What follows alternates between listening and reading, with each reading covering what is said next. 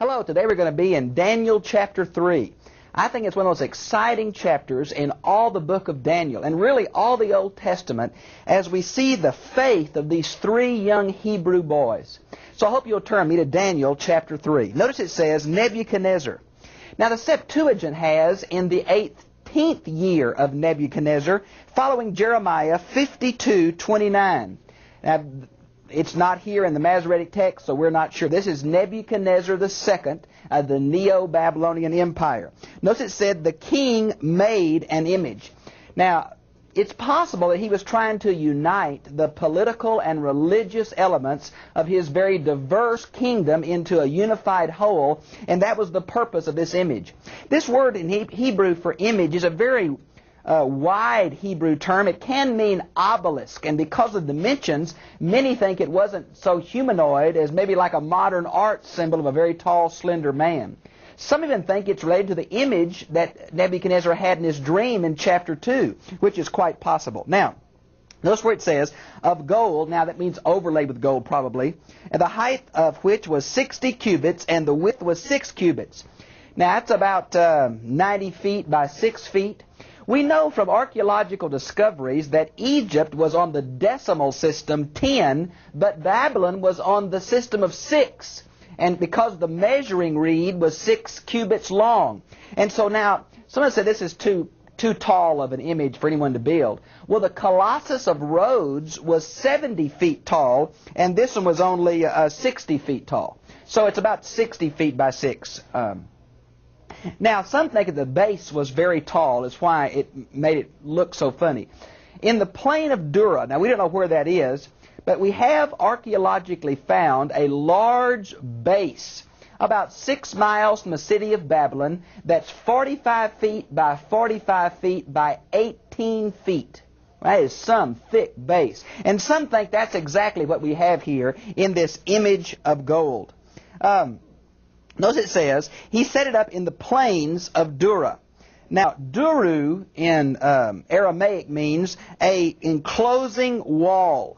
And so we think this probably was a temple area enclosed some way, and that's why they call it the plains of Dura. Now, then Nebuchadnezzar sent word to assemble. Now, we know this is a Babylonian custom. We found archaeological evidence from Sargon. And Sargon did the same kind of assembly with the same kind of musical instruments and the same kind of government officials. And so that is verification of the historicity of Daniel chapter 3. Now, in verse 2, all these different groups of governors are mentioned. And then they're repeated down in verse 3 and repeated again later. Why is there so much repetition in this chapter? Well, we understand two particular backgrounds. This repetition was very common for obelistic writing.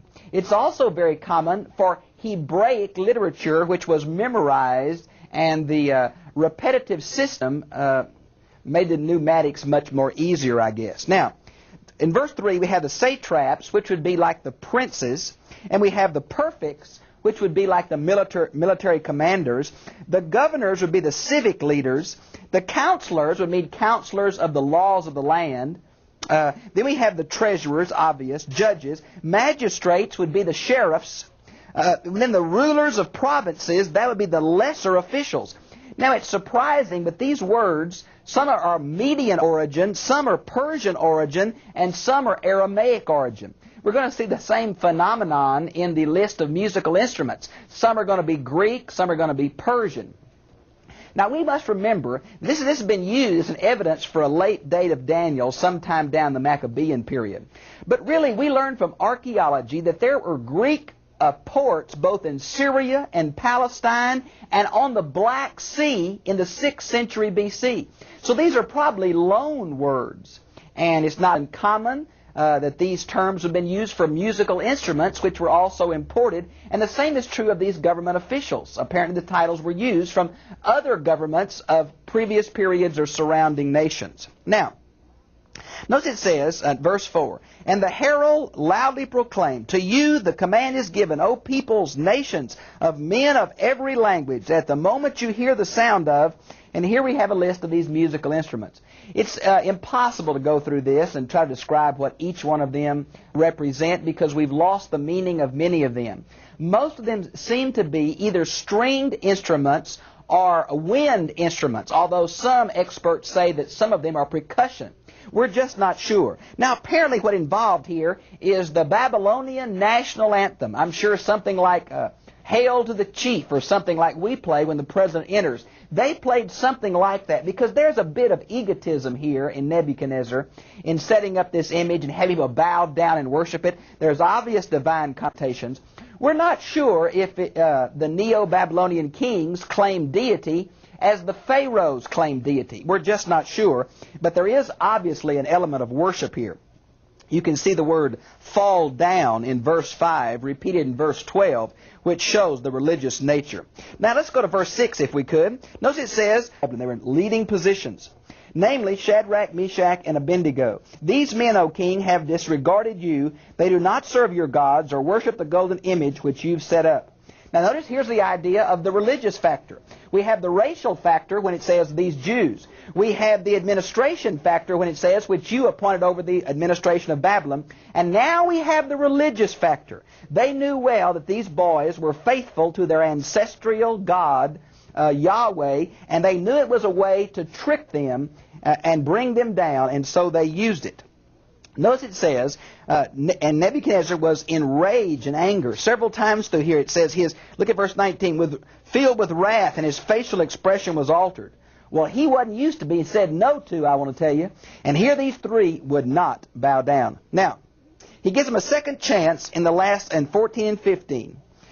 Is it true, Shadrach, Meshach, and Abednego? And this word is used in Hebrew to mean, did you intentionally do this, or was it an accident that you didn't bow down? So he's going to give them a second chance. Now, he was being very open-minded, he thought. But the Hebrew boys were committed. That seems a minor point. But bowing down would have involved them in the gods of Neo-Babylon. And they would not do that. Though they were far from home, though they were young men, though they had great positions of power, they would not compromise their faith. This is a tremendous passage on faith in any circumstance. Now, notice if you would where it says, Shadrach, Meshach, and Abednego answered the king, comma, O Nebuchadnezzar. Now, I think the commas here follow the Masoretic text. But I really believe the commas may be out of place. For I think they're not saying anything sarcastic. They're saying, King Nebuchadnezzar, not King, O Nebuchadnezzar. It'd be like me saying, somebody I just met saying, O Utley, how are you? They're not showing disrespect here. They're being very courteous, and they're responding to the man who has been good to them and helped them, and they've been faithful to do his bidding. We do not need to give you answer concerning this. Verses 17 and 18 are crucial. If it be so, our God whom we serve is able to deliver. Boy, I like that phrase. It reminds me of verse 29 where Nebuchadnezzar says, the God who you serve was able to deliver. I want to give you 3 places in the New Testament this phrase is used, which I hope will make you go up in holy smoke. We serve the God who is able, the God who is active, the God who is involved in our daily lives. Notice this. First we have Romans 16:25, Ephesians 3:20, and Jude 24, the God who is able. And this is kind of like Job 13:15, where Job says, though he slay me, yet will I serve him. These boys say, we serve a God who is able. Nebuchadnezzar has said, no God can save you out of my hand. Now these Hebrew boys, in answering this charge, answer it 2 ways. Number 1, they say, he is able. And number 2, they say, but even if he does not, let it be known to you, O king, that we are not going to serve your gods or worship the golden image that you've set up. Now these boys are saying this.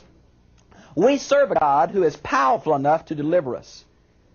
But Nebuchadnezzar, whether he delivers us or not, we're not going to bow down and serve your gods. Now this is tremendously important in our day when everybody's looking for their own little miracle. I want to tell you, great faith is not faith that was going to change the circumstances and then we're going to believe. Great faith says, God, I'm going to serve you no matter what. Good times, bad times, failures. Too many of us keep our eyes on circumstances and not on God. These young Hebrew boys said, miracle or not, though he slay me, yet will I serve him. They had such faith that didn't demand that God was a puppet on their string to act what they wanted. Now, Nebuchadnezzar blew a gasket, I want to tell you. He absolutely just went berserk. Now, look what he said. 7 times more than usually heated, last of verse 19. Now, this is a good example of not taking the Bible too literally. If you had a thermometer in that oven, we're not talking about a literal 7 times hotter. We're saying get it as hot as it'll possibly go, and I'm going to throw these boys in it. That's what it's saying here. Okay? Anger makes ridiculous commands in trying to be 7 times. Now, notice what it says. Then he commanded certain valiant warriors. Now, these valiant warriors were tall men, muscular men. We see them on the reliefs, the bas reliefs of certain documents in Assyria and Babylon. They were dressed in a peculiar way, and they particularly served the king's needs. And that's what we have here, these valiant men, strong, tall men. Okay, notice what they're going to do. They're going to tie up the boys in their trousers, their coats, their hats, and their other clothes. Now look at verse 21. These Babylonian words, we're not certain what they mean. Apparently it's some kind of trousers, coat, some kind of headgear, shoes. All's involved. They are dressed up like the Babylonian officials that they were. These were high men in the government of Babylon. And they were tied up in their official clothes. That's the idea here. For this reason, because the king commanded, was urgent, the furnace had been made extremely hot, and the flame of fire slew those men who carried up Shadrach, Meshach, and Abednego. The strong men who, now apparently carried them up the ramp and dropped them in the top of this brick kiln. That's what it made the base for the image. It was so hot it killed the men who threw Shadrach, Meshach in. The fall should have killed them, much less the fire and the heat. It killed the 3 men or so, whoever many it took to throw them in the top. Now, they fell in the midst of the furnace of blazing fire, still tied up. Imagine that.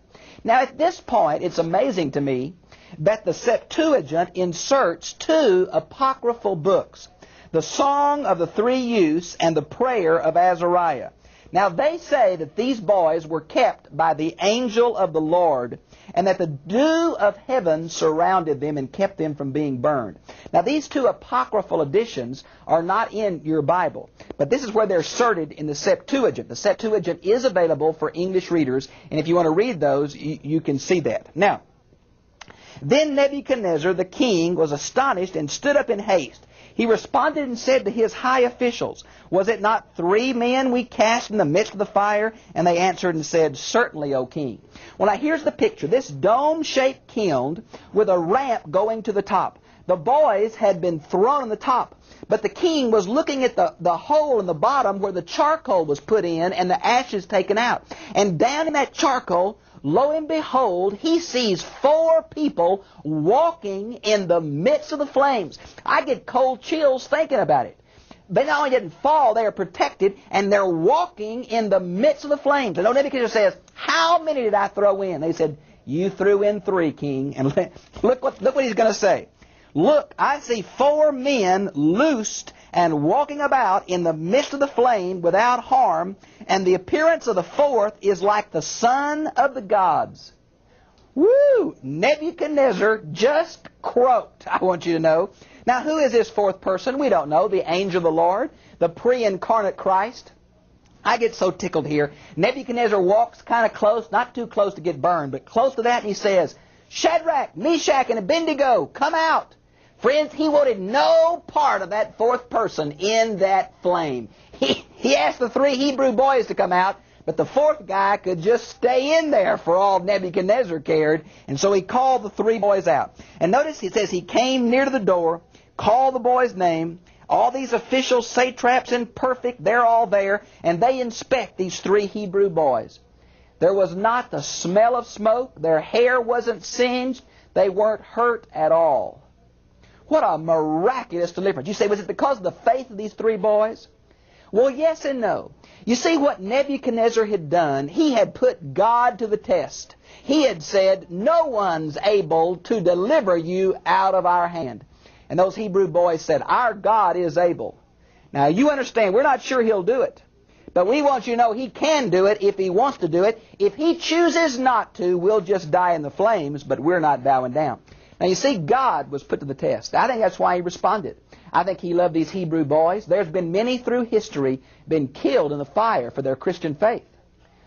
But this was a test of God. Now I really think God was trying to work with this Babylonian official. I think he was trying to bring him to faith. Chapter 2 is nothing more than God trying to let Nebuchadnezzar see that there is only one true God. God's doing the same thing here. So people have asked, well, because of this tremendous theological affirmation of verses 28 and 29, is Nebuchadnezzar right with God?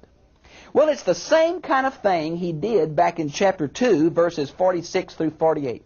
I think Nebuchadnezzar was a polytheist. And I think he was willing for Yahweh to be one of many gods, alongside Baal and Marduk and the moon god Zen, and on and on.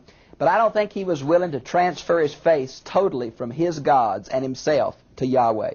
So he makes a strong theological statement. But I don't think he's a believer. Just like Cyrus makes a strong theological statement later in Daniel.